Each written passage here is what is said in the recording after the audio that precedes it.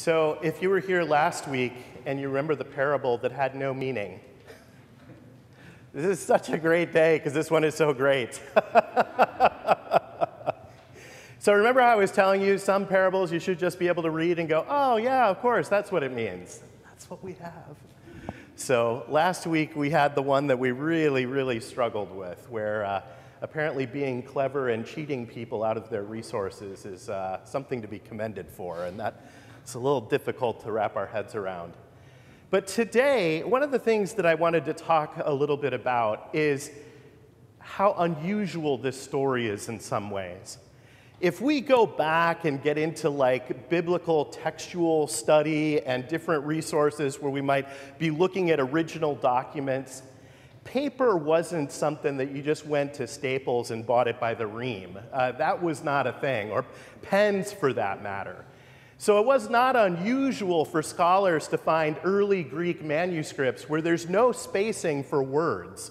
It's just an endless string of letters.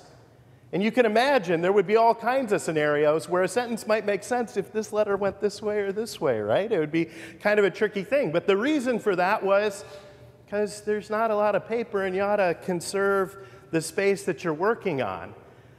Another consequence of that is you don't add words into the text like sumptuously, right? Who uses that word anyway? And secondly, feasted kind of covers that, right? There are so many extraneous adjectives and adverbs in this text that just embellish this whole thing. He wore purple robes and fine linen. Both purple robes would have been fine on its own, and fine linens. This story is just rich in detail, such that we can picture this as if it was a movie that we were watching, right? We can picture the stretch Mercedes pulling up to the gate of the estate.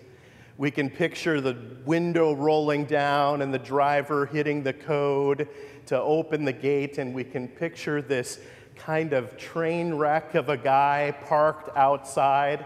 It doesn't take too long in our world today to be imagining the tents and other structures that we pass on the freeways as we drive between cities. We can picture this scene clearly, right? There's a sequence of things in this that I think are important for us to remember as well. Lazarus is starving. The rich man could care less, probably calling the non-emergency police line on a regular basis. Hey, I've got this guy outside my gate. Is there anything you guys can do? Well, he's on a public sidewalk. It's, you can picture this kind of attitude between the two of them. And as the story goes on, it's a very brief sequence, but I think it's worth saying out loud. It's listed first that the poor man dies. The poor man dies, and then the rich man dies. In reality, in the real world, the poor man dies first, and the rich man dies second. We know that. It's not the main point of the story, but I think it's worth saying out loud and is a part of that socioeconomic drama that we see from the first century that fortunately we've kind of grown. Never mind. So this idea that we still wrestle with these issues that are very challenging. As I was mentioning in the children's sermon, I would say if there is one thing I want you to remember, is that Jesus thought one guy in this story was important, and his name is Lazarus. If that's the only thing you take from the sermon today, that is the piece. The rich guy is just this throwaway name, but Lazarus is known. That says volumes about how God views our world and our society. And to take it a step further, it's how Christ calls us to view this world and our society. So that's it in a nutshell. I'm not going to stop there. I know you were worried I'd just cut it short and we'd move on. But when we get to the second part of the story, actually it's about 2/3 of the story, We have the first part where, he's at the gate, there's the dogs, there's always these extra details. The poor man dies, the rich man dies, and then segue to the St. Peter, or Father Abraham, and the Hades story, right? And it's difficult to take much out of that if people are suddenly busting out their notebook to understand what heaven and hell are like. That's not really the purpose of the parallel, or the story here. The parable's point is to tell us about this ongoing relationship between the rich man and Lazarus. It's not to be taking notes about where is the front gate, how do I get past the chasm. That's not the purpose of it.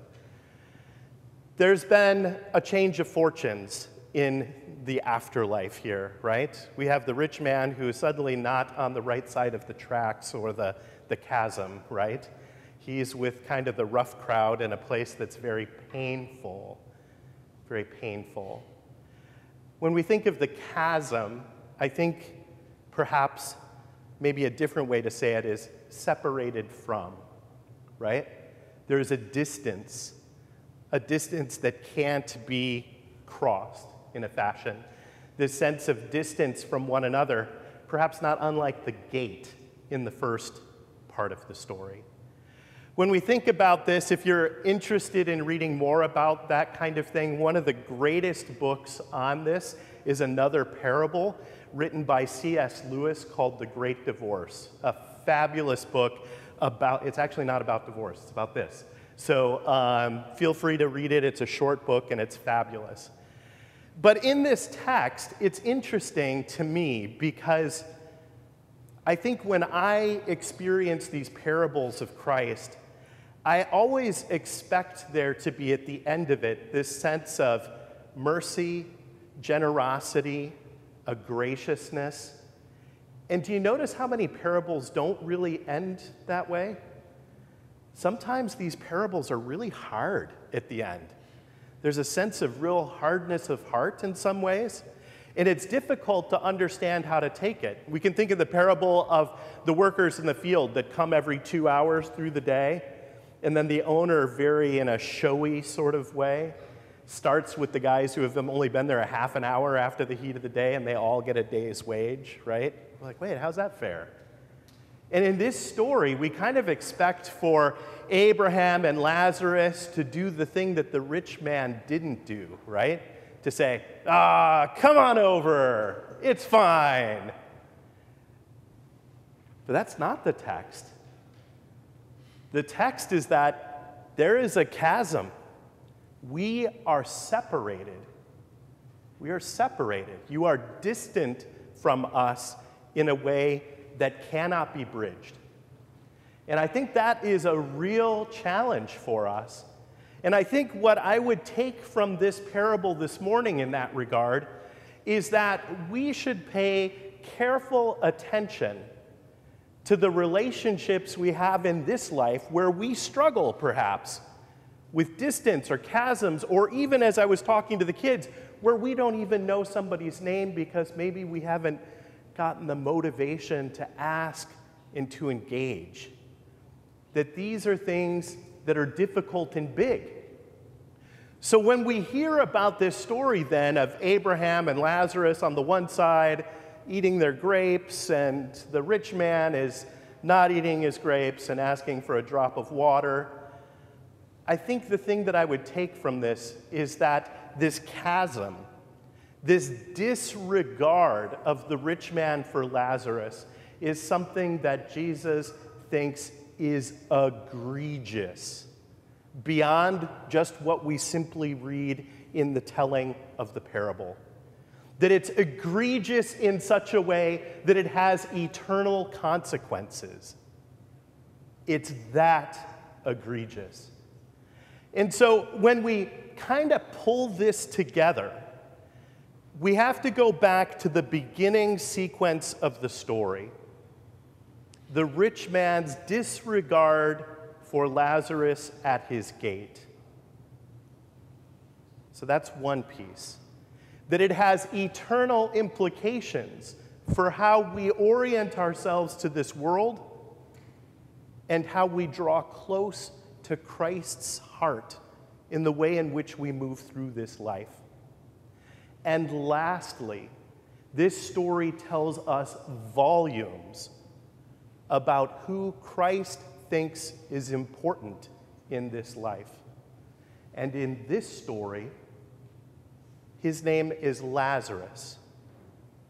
In your story, you may still need to discover that person's name. Amen.